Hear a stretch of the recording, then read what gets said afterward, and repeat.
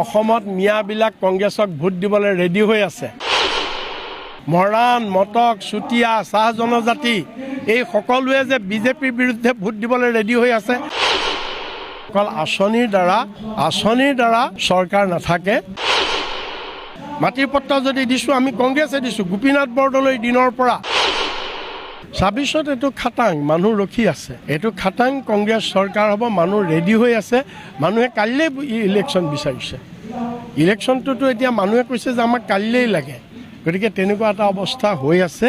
গতিকে হিমন্ত বিশ্ব শৰ্মাৰ এইবাৰ পতন একদম খাটাং। মামা আৰু নাথাকে, মামাৰ বিদায়। এই আঁচনি কোনে দিয়া নাইকিয়া? আঁচনি দিয়াটো চৰকাৰৰ দায়িত্বই। আমি কংগ্ৰেছে দিয়া নাছিলোঁ নেকি? এই হিমন্ত বিশ্বই কি আঁচনি দিছে?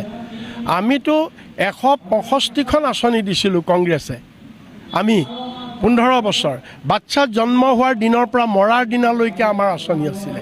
কিন্তু তথাপিওতো আমাক মানুহে ৰিজেক্ট কৰিছে না, আমাক ৰিজেক্ট কৰিছে নহয়। গতিকে অকল আঁচনিৰ দ্বাৰা চৰকাৰ নাথাকে। কেইদিনমানৰ কাৰণে থাকে, সদায় নাথাকে। ৰাইজে বুজি পাইছে কি আঁচনি দিছে। ১২০০ টকা দিছে, ১২৫০ টকা দিছে অৰুণোদয়। সেই মহিলাই কৈ আছে যে ১২৫০ টকা দিলে কি হ'ব? গেছতে ১১০০ লৈ গৈছে।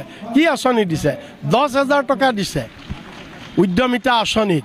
সেই মহিলাই কৈ আছে ১০,০০০ পাবলৈ ৮,০০০ খৰচ কৰিছে।